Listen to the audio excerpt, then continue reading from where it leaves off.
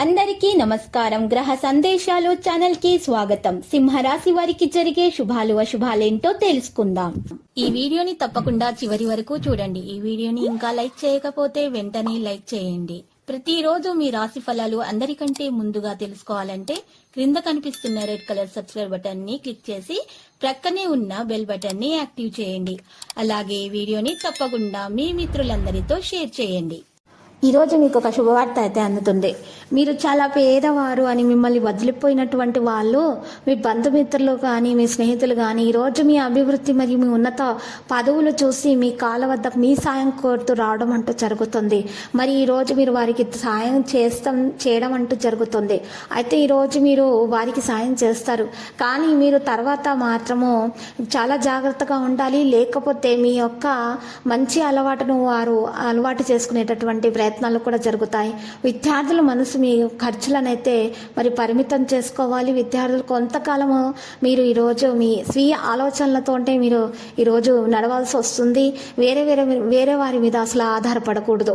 మీ మొండితనం కారణంగా మీరు ఈరోజు కొన్ని మరి క్లిష్టమైనటువంటి పరిస్థితులను కూడా ఎదుర్కోవాల్సి వస్తుంది. సమయం ప్రకారము మీరు వ్యాపార ప్రాంతంలో మీ ప్రవర్తనను మార్చడం చాలా అవసరము. అలా చేయటం ద్వారా మీకు వ్యాపారంలో మెరుగుదల అనేది వస్తుంది.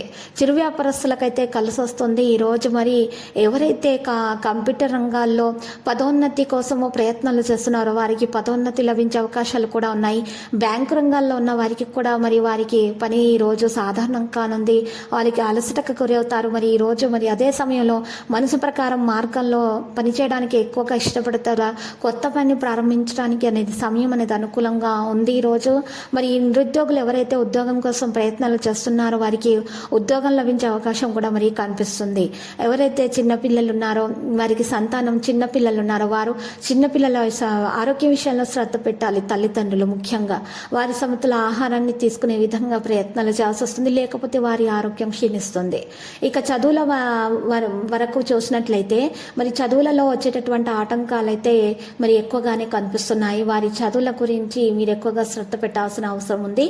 ఇక చిక్కులు కూడా తొలగించబడతాయి. మహాగణపతి మూల మంత్రము స్తుతించడం ద్వారా మరియు గణపతిని పూజించడం ద్వారా ఇంట్లో 2 గరుడముఖ కాయలను దారంతో చుట్టి కట్టేసి మరి గుమ్మానికి వేలాడతీయటం ద్వారా ఎవరైతే చిన్న విద్యార్థులకు ఆటంకాలు ఉన్నాయో వారి చదువులలో ఆటంకాలు అనేవి తొలగించబడతాయి. ఈరోజు ఈ పరిహారం చేయటం ద్వారా వారికి శుభప్రదంగా ఉంటుంది.